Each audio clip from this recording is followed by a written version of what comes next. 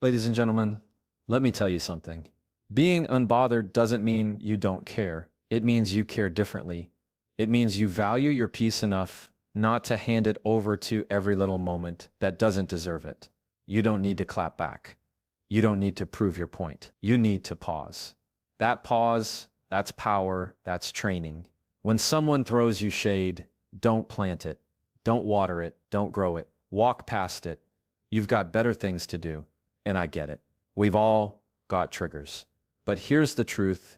Your triggers are your responsibility. They're your emotional gym. So hit those reps. Strengthen that muscle. Because when you get stronger, you stop reacting and you start responding. Stop letting every text, every look, every opinion become a fire alarm in your head. Not everything is urgent. Not everything deserves a seat in your peace. When you walk into a room, don't ask, do they like me? Ask, do I like my energy right now? That shift, that's when you know you're training. You can scroll without comparing. You can disagree without arguing. You can hear criticism without crumbling. That's the work. That's the skill. Being unbothered is not about pretending. It's about preparing. So show up calm, not because life is easy, but because you've practiced peace like it's your job. Train for it daily. That's how you win. Emotional discipline is louder than emotional reaction. We live in a world that rewards the loudest voice in the room, the quickest clapback, the sharpest response. But that noise fades. What doesn't fade is the person who stayed composed when chaos walked in. Emotional discipline is about knowing what to feel and when to show it. It's not denial. It's control. When you walk into a situation that's messy, charged, and heavy, the person who keeps their cool isn't weak. They're practiced. They've trained themselves to feel deeply without bleeding on everyone around them. That's power. That's a voice that doesn't need to shout to be heard. When you react, you give the other person the remote control to your emotions. They push a button and you jump. That's not strength. That's programming. Emotional discipline is learning how to hold the remote yourself. You still feel the emotion, anger, sadness, frustration, but you pause before you move. You pause before you speak. You don't let the heat of the moment turn into words you can't take back. And that pause isn't weakness.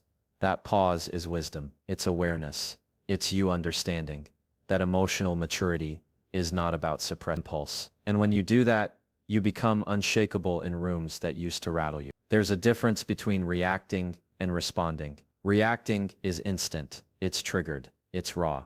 Responding takes breath. It takes pause. It takes restraint. Not because you're afraid, but because you're focused. Think about how many conflicts have escalated simply because one person couldn't take a breath. Now think about how many moments you can own when you do take that breath. That's the space where emotional discipline lives, in the space between the trigger and your action. That's where your peace is protected.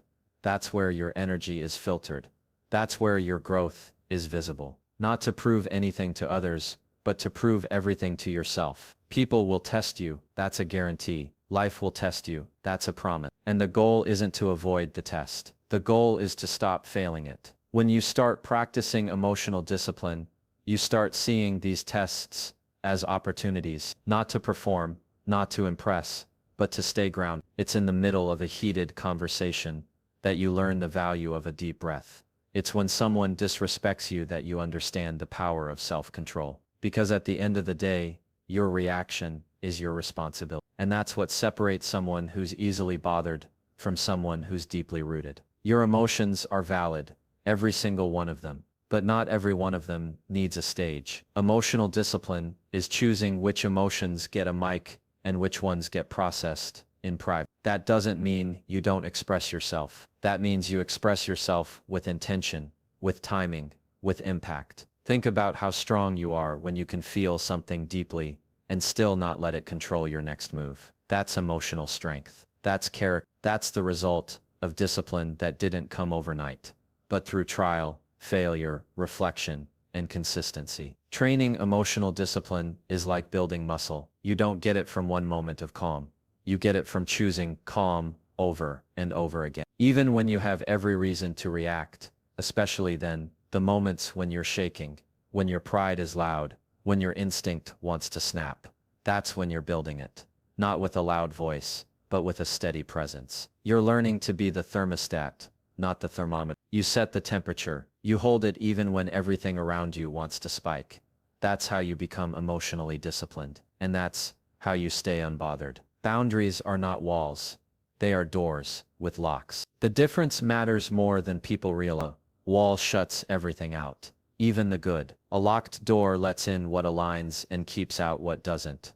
It's intentional. It's controlled. Boundaries are not about being mean, cold, or distant. They are about being clear. They're about saying, this is how I want to be treated. Meaning it with your actions, not just your words. You can love people deeply and still say this is not okay with me. That's not harsh. That's healthy. Too often we wait for people to cross a line before we admit the line even exists.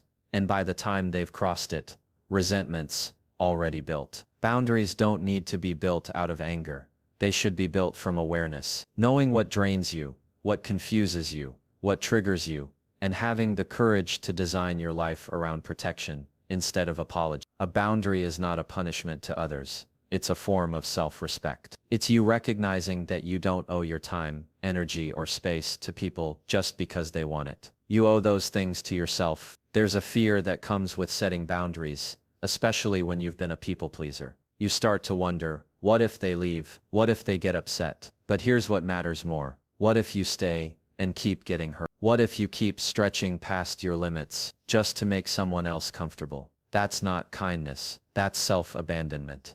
Boundaries protect you from abandoning yourself. And yes, some people will get uncomfortable when you start enforcing them, especially if they benefited from you having none. That's not your problem to fix. That's their mirror to face. You're not here to be accessible to. You're not here to be agreeable at your own expense. You're not here to be everything to everyone. And when you realize that, something shifts. You stop explaining yourself so much. You stop over-apologizing. You stop negotiating with your own peace just to keep others from feeling uncomfortable. Boundaries bring freedom. They make your yes mean something because your no has weight.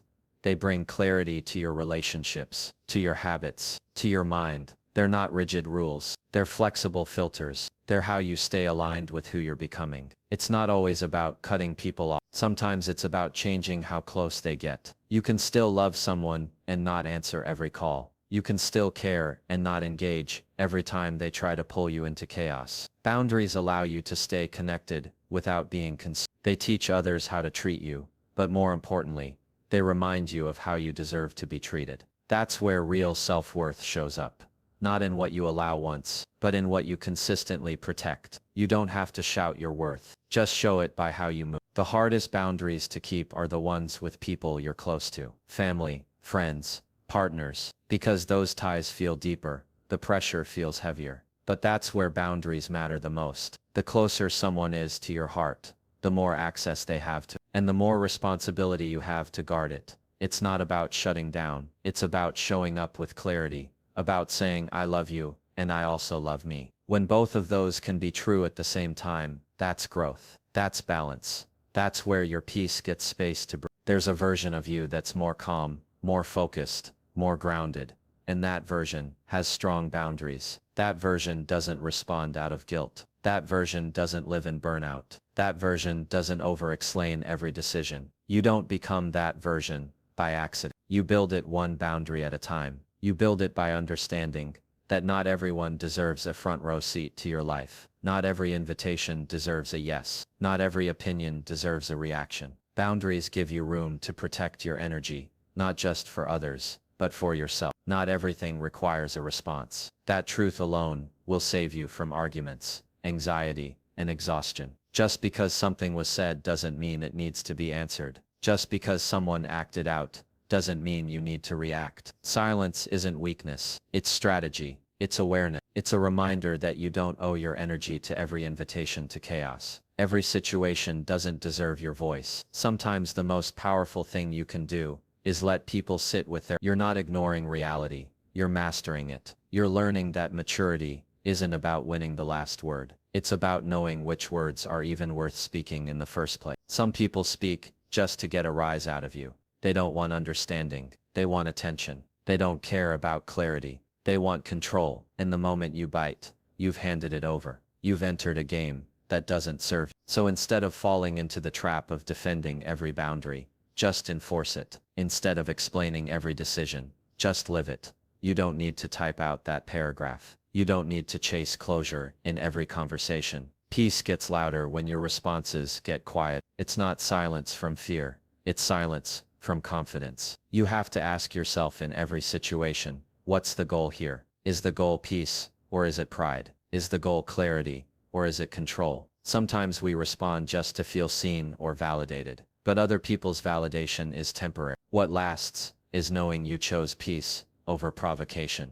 What lasts is knowing you didn't let someone else's energy become your responsibility. That restraint, that discipline, is how you stay unbothered. Not because nothing affects you, but because you've learned to choose your battles with wisdom instead of impulse. One of the greatest skills you can build is letting people misunderstand you, letting them create their own narrative while you continue to walk in your truth. You don't have to correct every wrong impression. You don't have to fight every false claim. The more secure you are in who you are, the less noise you feel obligated to answer. Not every jab needs a jab back. Not every shady comment needs a clap back. Let people reveal who they are through their behavior, and you reveal who you are by how little you let it shake you. Choosing not to respond doesn't mean you don't care. It means you care enough about your peace to protect it. There's strength in knowing you could respond, but you don't need to. That's control. That's growth. That's what emotional maturity looks like. Because when you stop responding to everything,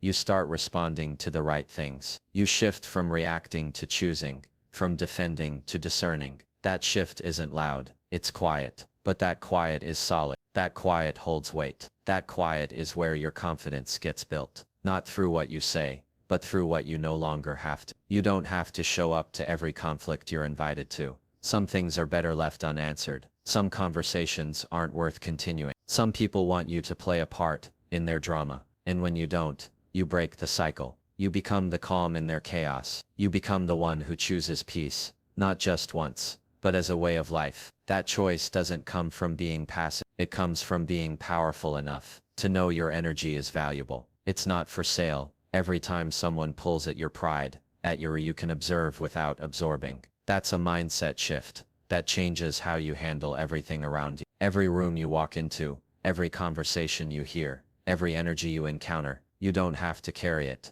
You don't have to make it your problem. You don't have to internalize what doesn't belong to you. Observing is awareness. Absorbing is attachment. And when you absorb too much of what's not yours, you begin to lose your sense of self in the noise of everyone else. That's when peace leaks out. Not because life is chaotic, but because you made someone else's chaos your own. We are emotional sponges when we're not intentional. Someone's frustration becomes our stress. Someone's mood shift becomes our anxiety. And suddenly, you're carrying burdens that were never yours to hold. Just because you're empathetic doesn't mean you have to be a container for everyone's emotion. It's okay to be present without taking it personally. You can listen without reacting. You can care without overcommitting. That's not being cold. That's being conscious. It's recognizing that the weight you pick up out of habit is the same weight that keeps you from feeling light in your own life. You can witness someone's pain and still protect your peace. You can see someone's bad attitude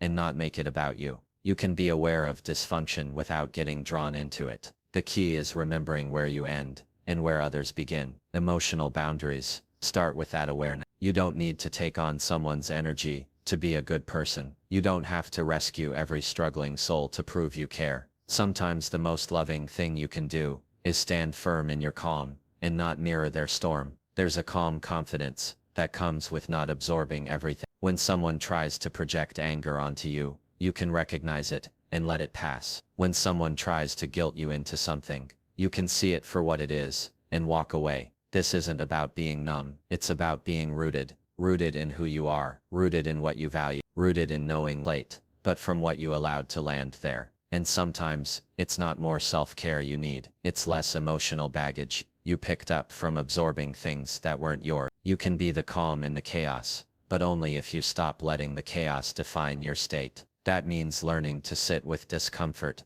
without letting it settle inside you. That means noticing tension in a room without letting it shift your mood. That means hearing criticism without letting it crush your confidence. This is about emotional detachment, not from people, but from outcomes you can't control. You're allowed to stay solid, while everything around you shifts. You're allowed to protect your vibe, like it's sacred, because it is. Some people aren't trying to hurt you, they're just hurting. Some situations aren't personal, they're patterns. And when you start to see that, really see it, you stop making everything about you. That's the difference between absorbing and observing. One drowns you, the other empowers you. One makes you reactive, the other makes you reflective. When you observe without absorbing, you move through life with more peace, more focus, and more emotional freedom. You no longer let every room, every face, every word shape your inner world. You keep what aligns and let go of what doesn't. Peace is a daily choice, not a final destination.